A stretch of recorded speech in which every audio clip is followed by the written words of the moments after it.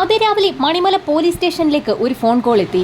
Phone കോളിൽ പറഞ്ഞ വിവരങ്ങളാകട്ടെ തീർത്തും ഞെട്ടിക്കുന്നതായിരുന്നു. പ്രദേശത്തെ ഒരു വീടിന്റെ അടുക്കളയിൽ ഒരു സ്ത്രീയും പുരുഷനും കൊല്ലപ്പെട്ട് കിടക്കുന്നു. ഇരട്ടക്കൊലയുടെ വിവരമറിഞ്ഞ് ജില്ലാ പോലീസ് മേധാവി ഉൾപ്പെടെയുള്ള ഉന്നത ഉദ്യോഗസ്ഥർ പഴയടത്തുള്ള ആ വീട്ടിലേക്ക് പാഞ്ഞു. വിവരമറിഞ്ഞ് പോലീസ് സ്ഥലത്തെത്തിയപ്പോഴേക്കും വീടും പരിസരവും എന്തിന് ആ പ്രദേശത്തെ റോഡുകൾ പോലും ആളുകളെ കൊണ്ട് നിറഞ്ഞിരുന്നു.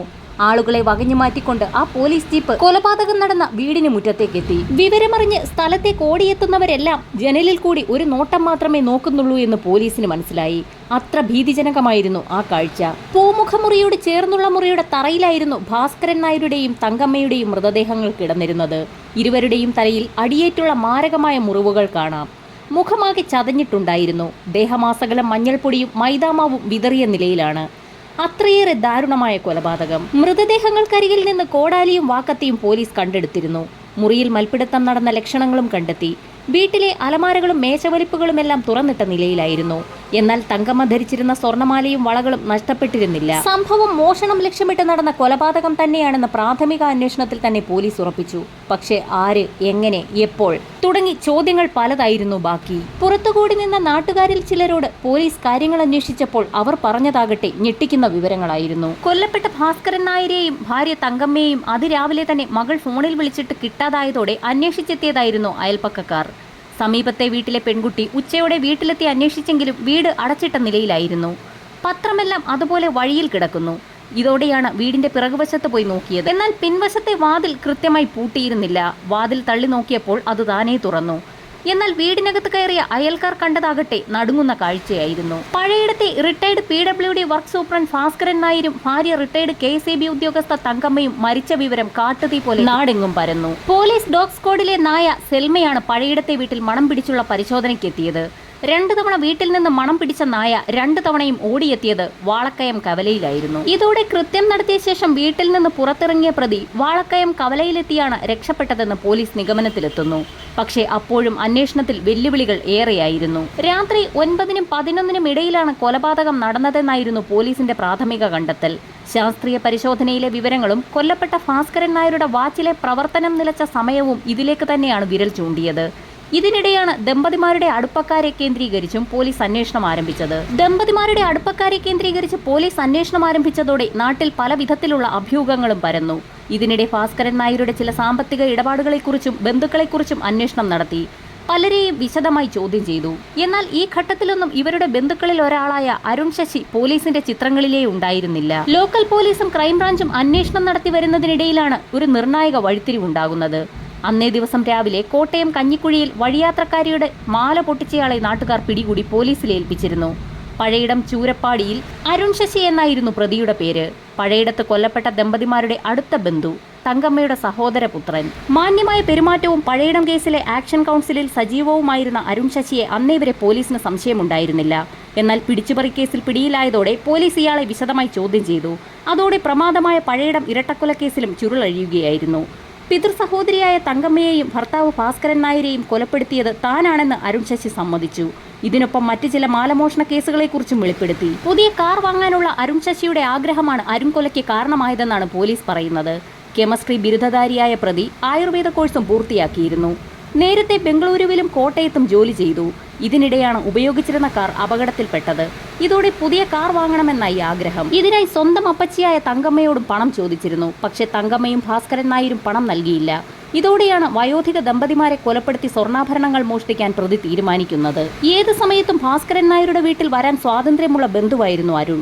ഇവരുടെ വീട്ടിലെ പല കാര്യങ്ങളും നോക്കിയിരുന്നതും ഇയാളായിരുന്നു. സംഭവ ദിവസം രാത്രി ബൈക്കിലെത്തിയ പ്രതി ഭാസ്കരൻ നായരുടെ വീട്ടിൽ നിന്ന് ഏതാനും മീറ്റർ അകലെയാണ് ബൈക്ക് നിർത്തിയിട്ടത്. തുടർന്ന് തിരികെ നടന്ന് ഭാസ്കരൻ നായരുടെ വീട്ടിലെത്തി. ആദ്യം വീടിന്റെ ടെറസ് വഴി അകത്തു കയറി ദമ്പതിമാരെ വകവരുത്താനായിരുന്നു തീരുമാനം. ഇതിനു മുൻപായി വീട്ടിലേക്കുള്ള ടെലിഫോൺ കേബിൾ കത്തികൊണ്ട് മുറിച്ചു. ബൾബ് ഊരി മാറ്റി. പിന്നാലെ വീടിന്റെ പിറകുവശത്തെ പൈപ്പ് വഴി ടെറസിൽ കയറാൻ ശ്രമിച്ചെങ്കിലും പൈപ്പിന്റെ ക്ലാമ്പ് ഇളകിയതോടെ ഈ ശ്രമം ഉപേക്ഷിച്ചു. തുടർന്നാണ് നേരിട്ട് മുൻവാതിലിലൂടെ തന്നെ അകത്ത് കയറാമെന്ന് തീരുമാനിച്ചത്. രാത്രി 8 മണിയോടെയാണ് ഇയാൾ മുൻവാതിലിന് സമീപമെത്തി കോളിംഗ് ബെല്ലടിച്ചത്. വീട്ടിൽ നിന്നും പിണങ്ങി വന്നതാണെന്നും ഇന്ന് രാത്രി ഇവിടെ കിടക്കണമെന്നും ആവശ്യപ്പെട്ടാണ് അരുൺ വീട്ടിൽ കയറിയത്. തുടർന്ന് ഭാസ്കരൻ നായരുമായി സംസാരിച്ചിരിക്കുന്നതിനിടെ ഭാര്യ തങ്കമ്മയും എത്തി. ഇതിനിടെ അരുണിന് ഉടുക്കാനുള്ള കൈലിയെടുക്കാനായി തങ്കമ്മ മുകൾ നിലയിലേക്ക് പോയി. ഈ സമയത്താണ് പാൻസിന്റെ പോക്കറ്റിൽ കരുതിയിരുന്ന 3 കിലോയോളം ഭാരമുള്ള ചുറ്റിക കൊണ്ട് ഭാസ്കരൻ നായരുടെ തലയ്ക്കടിച്ചത്. ഇതേ സമയം തന്നെ വീട്ടിലെ ടിവിയുടെ ശബ്ദം കൂട്ടുകയും ചെയ്തിരുന്നു. പിന്നാലെ മുകൾ നിലയിൽ നിന്ന് താഴെയെത്തിയ തങ്കമ്മയെയും സമാന രീതിയിൽ അടിച്ചു വീഴ്ത്തി. തുടർന്ന് തെളിവ് ലഭിക്കാതിരിക്കാൻ മൃതദേഹങ്ങൾക്ക് മുകളിലും സമീപത്തും മഞ്ഞൾപ്പൊടിയും മൈദയും സോപ്പുപൊടിയും വിതറി. മുറിയിലെ സോഫയിലടക്കം സോപ്പുപൊടി വിതറിയിരുന്നു. 3 മണിക്കൂറോളം വീട്ടിൽ ചെലവിട്ട അരുൺ അലമാരയിലുണ്ടായിരുന്ന സ്വർണ്ണാഭരണങ്ങളാണ് കൈക്കലാക്കിയത്. പിന്നാലെ വീട്ടിൽ നിന്ന് പുറത്തിറങ്ങി ബൈക്കിന് സമീപമെത്തി. സംഭവ സമയത്ത് ധരിച്ചിരുന്ന വസ്ത്രങ്ങളെല്ലാം ആറ്റിൽ ഉപേക്ഷിക്കുകയും ചെയ്തു. പിറ്റേ ദിവസം രാവിലെ കൊലപാതക വിവരം പുറത്തറിഞ്ഞപ്പോൾ വീട്ടിലെത്തിയവരിൽ അരുൺ ശശിയും ഉണ്ടായിരുന്നു. പോലീസിനെ സഹായിക്കാനും മാധ്യമപ്രവർത്തകർക്ക് വിവരം കൈമാറാനും ഇയാൾ മുന്നിൽ നിന്നു. അപ്പച്ചി പാവമാണെന്നും വീട്ടിൽ വരുന്ന സമയത്തെല്ലാം പഴങ്ങളും പലഹാരങ്ങളുമെല്ലാം നൽകുമായിരുന്നെന്നും അരുണിന്റെ പ്രതികരണം. പക്ഷേ ചിറ്റപ്പൻ വേറൊരു പ്രകൃതമാണെന്നും ആരോടും അത്രയധികം അടുപ്പമൊന്നും കാണിക്കില്ലെന്നും ഇയാളെന്ന് മാധ്യമങ്ങളോട് പറഞ്ഞിരുന്നു. തലേ ദിവസം 2 പേരെയും കൊന്നിട്ട് യാതൊരു കൂസലുമില്ലാതെ ഭാവമാറ്റമൊന്നുമില്ലാതെയായിരുന്നു അരുണിന്റെ പ്രതികരണം.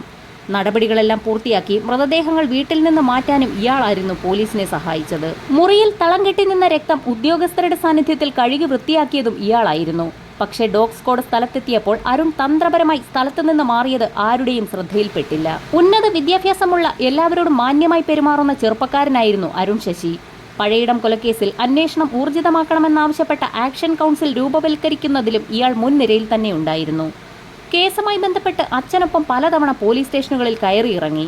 ഇതിനിടെ ചില ബന്ധുക്കളെക്കുറിച്ച് അഭ്യൂഹങ്ങൾ പടച്ചുവിടുന്നതിലും ഇയാൾക്ക് പങ്കുണ്ടായിരുന്നു. കേസിന്റെ അന്വേഷണം മന്ദഗതിയിലായതോടെ ആക്ഷൻ കൗൺസിലിന്റെ പ്രവർത്തനം ശക്തമാക്കാനും യോഗം വിളിച്ചുകൂട്ടാനും തീരുമാനിച്ചിരുന്നു. ഈ യോഗത്തിനുള്ള നോട്ടീസ് അച്ചടിച്ച് വിതരണം ചെയ്യാനിരിക്കെയാണ് അരുൺ ശശിയുടെ മുഖംമൂടി അഴിഞ്ഞു വീഴുന്നത്. അപ്പച്ചിയെയും ചിറ്റപ്പനെയും കൊലപ്പെടുത്തി സ്വർണം കവർന്ന ശേഷം 2 ലക്ഷം രൂപയോളം അരുൺ കാറിനായി അഡ്വാൻസ് നൽകിയിരുന്നു. എന്നാൽ ഇനിയും പണം വേണമെന്നറിഞ്ഞതിനാലാണ് വീണ്ടും മാലമോഷണത്തിനിറങ്ങിയത്. അങ്ങനെ ഒരു ദിവസം ഒരു ബാറിൽ നിന്നും മദ്യപിച്ചിറങ്ങിയ ശേഷം വഴിയാത്രക്കാരിയുടെ മാല പൊട്ടിക്കാൻ തീരുമാനിക്കുന്നു. പക്ഷേ ആ മാല പൊട്ടിക്കൽ അരുൺ ശശിക്ക് തന്നെ കുരുക്കായി മാറുകയായിരുന്നു. കൊലയ്ക്ക് ശേഷം തെളിവ് നശിപ്പിക്കാൻ പ്രതിക്ക് പ്രചോദനമായത് ഇംഗ്ലീഷ് സിനിമകളായിരുന്നുവെന്നാണ് പോലീസ് പറഞ്ഞത്. ഇയാളുടെ വീട്ടിൽ നടത്തിയ പരിശോധനയിൽ 1.5 ലക്ഷത്തോളം രൂപയുടെ CD, DVD ശേഖരം കണ്ടെത്തിയിരുന്നു. ഇതിൽ ഭൂരിഭാഗവും ഇംഗ്ലീഷ് ക്രൈം സിനിമകളുമായിരുന്നു. കൊലയ്ക്ക് ശേഷം മഞ്ഞൾപ്പൊടിയും മറ്റും വിതറിയാൽ പോലീസ് നായയ്ക്ക് മണം പിടിക്കാൻ കഴിയില്ലെന്ന് മനസ്സിലാക്കിയത് സിനിമകളിൽ നിന്നാണെന്നും പ്രതി മൊഴി നൽകിയിരുന്നു. കൊല നടത്താൻ ഉപയോഗിച്ച ചുറ്റിക മദ്യം ഉപയോഗിച്ച് കഴുകി വൃത്തിയാക്കിയാണ് സൂക്ഷിച്ചതെന്നും പ്രതി പറഞ്ഞിരുന്നു. നേരത്തെ നഴ്സായ അമ്മയ്ക്കൊപ്പം ബംഗളൂരുവിലായിരുന്നു അരുണിന്റെ താമസം. ഈ സമയത്തൊട്ടേറെ യുവതികളുമായി അടുപ്പമുണ്ടായിരുന്നു. ഇത്തരം ബന്ധങ്ങൾക്ക് വേണ്ടിയും ആഡംബരത്തിനായും ഇയാൾ ധാരാളം പണം ചെലവാക്കി. പഴയിടത്തെ കൊലപാതകത്തിന് ശേഷം ലഭിച്ച പണം കൊണ്ട് അനാശാസ്യത്തിനായാണ് പോയതെന്നും ഇയാൾ സമ്മതിച്ചിരുന്നു. ഭാസ്കരൻ നായരുടെ വീട്ടിലെ ഊരിമാറ്റിയ ബൾബിൽ നിന്ന് പ്രതിയുടെ വിരലടയാളം ലഭിച്ചതും പ്രതിയുടെ വീട്ടിൽ നിന്ന് രക്തക്കറകൾ കണ്ടെത്തിയതുമാണ് കേസിൽ നിർണായകമായത്. മാലമോഷണ കേസിൽ അരുൺ ശശി പിടിയിലായതിന് പിന്നാലെ ബൾബിലെ വിരലടയാളവുമായി ഒത്തുനോക്കിയിരുന്നു. പിന്നാലെ ഇയാളുടെ വീട്ടിലെത്തി നടത്തിയ പരിശോധനയിൽ വാതിലിൽ നിന്നും അലമാരയിൽ സൂക്ഷിച്ചിരുന്ന ബെൽറ്റിൽ നിന്നും രക്തക്കറ കണ്ടെത്തി. ഇതെല്ലാം മരിച്ച ഭാസ്കരൻ നായരുടെ രക്തമായിരുന്നു. ഇതിനു പുറമെ തങ്കമ്മയുടെ ആഭരണങ്ങൾ വിറ്റ ധനകാര്യ സ്ഥാപനത്തിൽ നിന്ന് ഇത് വീണ്ടെടുക്കാനായതും നിർണായകമായി. വീട്ടിലെ കലണ്ടറിൽ നിന്ന് കീറിയെടുത്ത ഒരു കടലാസിലാണ് അരുൺ ശശി കൊല നടത്താനുള്ള ആയുധം പൊതിഞ്ഞിരുന്നത്. ഈ കടലാസ് കൊലപാതകം നടന്ന വീട്ടിൽ നിന്ന് കണ്ടെടുത്തിയിരുന്നു. പിന്നീട് പ്രതിയുടെ വീട്ടിൽ നടത്തിയ പരിശോധനയിൽ ഇതേ കലണ്ടർ കീറിക്കളഞ്ഞ നിലയിൽ കണ്ടെത്തുകയും ചെയ്തു.